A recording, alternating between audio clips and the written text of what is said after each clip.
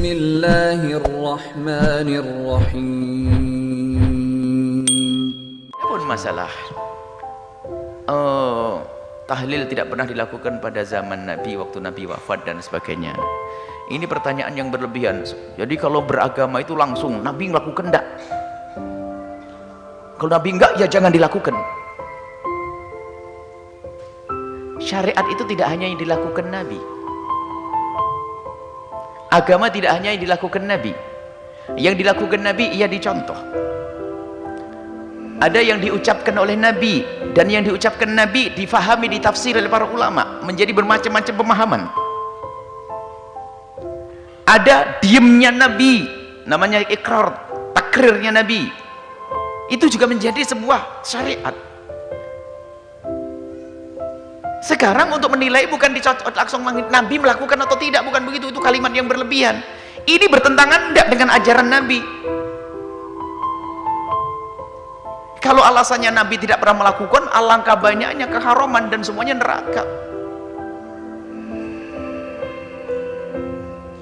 Misalnya dicampurnya antara sesuatu, akhirnya majelis, radio, televisi, itu kan urusan dunia. Nabi gak menjelaskan urusan bid'ah, gak ada bedaan antara dunia sama akhirat. Nabi hanya mengatakan kulla bid'atin dolalah. Enggak ada Nabi mengatakan kulla bid'atin diniyatin dolalah. Enggak begitu, Nabi mengatakan kulla bid'atin dolalah, semua bid'ah dolalah. Ini permasalahan seseorang dikit-dikit langsung yang tidak dilakukan Nabi, maka Nabi sampai berani berlebihan. Kaidah ini bermasalah. Adzan 2 di hari Jumat ini adalah dilakukan sahabat Nabi. Dari Sayyidina Utsman dan sahabat semuanya melakukan adzan 2 dan punya tujuan. Apakah berani berkata zaman Nabi saja nggak ada adzan 2? Lihat, yang nggak mau adzan 2 biasanya pakai perekam. Nabi saja tidak melakukan. Dia tidak sadar waktu dia ngomong begitu telah mencaci Sayyidina Utsman adalah melakukan kesalahan besar, karena Sayyidina Utsman mengadakan apa? Adzan 2. Sholat tarawih dengan seperti yang Anda lakukan itu adalah dikumpulkan Sayyidina Umar bin Khattab. Tapi kenapa kok Sayyidina Umar tidak dikatakan bid'ah?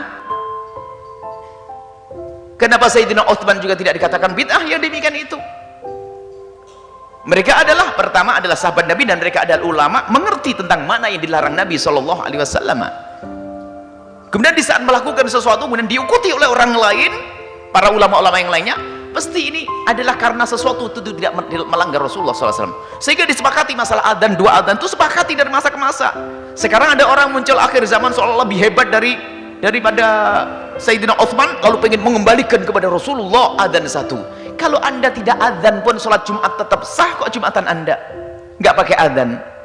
Kalau adzan 2 sunnah khulafaur rasyidin Sayyidina Utsman bin Affan.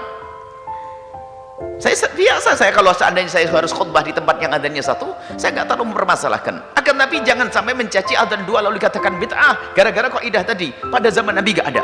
Wah, ini bahaya sekali. Tapi masuk dalam satu naungan riwayat hadis Nabi SAW.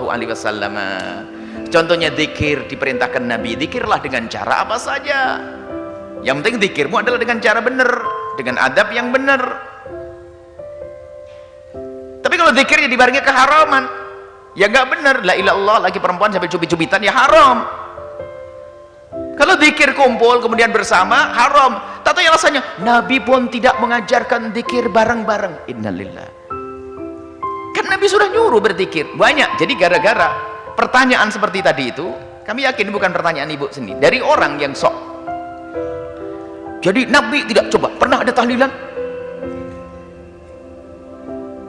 pernah ada tawasulan, terus apa lagi, pernah ada selamatan, dan seterusnya. Sekarang tanyakan tahlilan itu apa? Anda paham atau tidak tahlilan itu apa? Tahlilan adalah kandungan di dalamnya adalah doa. Kemudian tahlilan itu dibahas oleh para ulama, bukan Anda, bukan dia yang bertanya. Makanya orang yang mempertanyakan tentang tahlilan itu menunjukkan, mohon maaf, ketidakmengertian dia tentang ilmunya para ulama. Tahlilan itu ada judulnya khusus di dalam bab fikih, bukan tahlilan. Tahlilan itu kelihatannya spesial negeri kita ini. Tahlilan karena ada la ilaha illallah namanya tahlilan. Sebenarnya tahlilan itu sudah masuk dalam, makanya aneh sekali kalau orang itu mengatakan begitu. Ulama dari masa ke masa membahas masalah ihda'ut thawabi, menghadiahkan pahala kepada orang yang meninggal itu. Kadang disebut tahlilan, kadang ihda'ut thawab. Berarti dia tidak ngerti masalah ihda'ut thawab. Suruh bahas, cari judul ihda'ut thawab, menghadiahkan pahala. Bahkan orang yang sangat diagungkan oleh orang yang anti tahlil, imam mereka memperkenankan dengan terang-terangan, memperkenankan. Berarti dia seolah-olah lebih hebat dari gurunya itu. Dia orang, mohon maaf, dia perlu diobati, dia sakit. Jadi pembahasannya tahlilan bukan begitu, menghadiahkan pahala. Lah ini ada ndak? Bagaimana pendidikan yang diambil dari Nabi? Orang satu amalan tapi pahalanya untuk orang lain. Ada ndak contoh dari Nabi? Apakah Nabi mengizinkannya? Kalau sudah ulama jumhur sudah mengatakan boleh, pasti ada riwayat yang dinukil dari Nabi. Ternyata mereka mendatangkan riwayat, termasuk seorang perempuan mengatakan, bapakku pernah bernadar mau haji, bagaimana, apakah boleh aku hajikan? Yang haji dia, tapi pahalanya untuk bapaknya. Sehingga yang lainnya disamakan, banyak kisah panjang. Jadi permasalahannya adalah dengan pertanyaan itu seolah-olah dia lebih tahu tentang Nabi SAW. Tahu Nabi, jadi seolah-olah hukum itu hanya diambil daripada pekerjaan Nabi, omongan Nabi saja. Jadi pemahaman ulama sudah tidak berguna lagi. Pemahaman ulama itu luas. Bagaimana ulama memahami teks satu hadis. Kalau satu permasalahan akan didatangkan semua riwayat-riwayat hadis yang ada sangkut pautnya dengan permasalahan itu, dikumpulin dulu, dikumpulin dari Quran, dikumpulin hadis Nabi, dikumpulin, baru disimpulkan.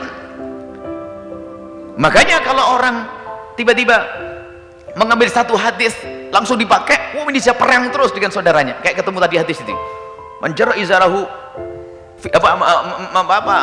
ma'asfala al-ka'baini fahuwa finnar, yang di bawah telap mata kaki di neraka. Baca itu toh langsung neraka. Loh, Abu Bakar di neraka dong, bajunya turun di bawah mata kaki. Loh kan nggak sadar karena ada riwayat yang lainnya. Jadi yang diperkenankan itu bukan harus sesuatu yang memang pernah dilakukan Nabi, tapi Nabi secara umum mengizinkan. Coba kalau di dalam tahlilan itu apa sih di dalamnya? Di dalamnya adalah bagaimana biasakanlah kamu itu untuk bisa memberikan sedekah. Sedekah itu pasti diterima. Kemudian berdoa, kemudian kamu pertemukan saudara agar tidak terjadi berantem, berkumpul silaturahim di situ. Kemudian setelah itu ada tausiah di dalamnya. Kemudian ada ihda'ut thawab, menghadiahkan pahala. Mana yang haram? Oh, ini adalah namanya bid'ahnya bukan bid'ah yang ini, tapi ada idhofiyah. Ini mulai mengarang lagi. Jadi kayak mencari-cari. Pokoknya kalau tidak masuk neraka nggak boleh. Kalau tidak masuk di sini, jarum di sini. Ini adalah orang sakit yang dia tuh sebetulnya, naudzubillah ya, yang mengatakan anti tahlil dan semuanya, ternyata dia telah berantem dengan gurunya sendiri. Uniknya, sudah begitu seolah-olah menjelekkan, itu bid'ah. Sampai saya kemarin ada orang beri kabar, kok masih ada ya orang bahas begitu, kunut katanya bid'ah, ajib, dengan tegasnya. Ada video kecil yang dibagi, ajib, kunut bid'ah. Imam-imam mereka saja sudah mengatakan nggak apa-apa kok kunut. Ini hanya khilaf di antara madhab. Jadi memang kedangkalan ilmu seseorang. Makanya yang tiba-tiba mengatakan bid'ahnya kunut itu biasanya satu paket yang serta-merta mengatakan bid'ahnya tahlilan ini, dan dia tuh sudah berlawanan dengan guru-guru mereka sendiri. Karena itu bukan ilmu dia, hawa nafsu dia. Hawa nafsu. Allahu a'lam bishawab. Jangan dosa dengan hawa nafsu. Jadi tahlilan itu isinya apa? Apakah diajarkan Nabi? Masalah dilakukan di depan Nabi atau tidak? Ini bukan sesuatu kebaikan yang ada hari ini, tidak harus pernah dilakukan pada zaman Nabi, tapi mungkin Nabi mengisyaratkan, Nabi memerintahkan terang-terangan, atau Nabi mengisyaratkan dalam satu dalil umum, bisa. Kalau Nabi mengatakan hendaknya kalau kamu mendapatkan nikmat syukuran. Lah kok syukuran haji jadi bid'ah itu gimana? Nikmat kan orang bisa haji, bid'ah karena Nabi tidak mengajarkan syukuran haji. Walah habis semuanya. Tentunya pindah rumah syukuran, bid'ah. Ajib, orang pindah rumah biar dibacain doa tetangganya, bid'ah. Aneh bener, syukuran rumah saja kok bid'ah. Itu ada apa ini? Sudah dicetak lidahnya, ini lidahnya itu bengkoknya bid'ah begitu. Itu nasib itu orang, naudzubillah. Semoga Allah mengampuninya dan berikan hidayah kepadanya. Selesai, wallahu a'lam bishawab. Jadi untuk masalah tawassul, tahlil, kita punya pembahasan dan sudah ada videonya. Kita ada membahas tentang tahlil. Kita juga pernah dialog dengan mereka. Ada tahlil, ada tawassul syar'i, tahlil, terus apa lagi? Nah, ini ada semuanya dan sangat syar'i dan kembali kepada Nabi SAW. Artinya tidak bertentangan, bahkan masuk di dalam ajaran Nabi Shallallahu Alaihi Wasallam. Wallahu a'lam bishawab.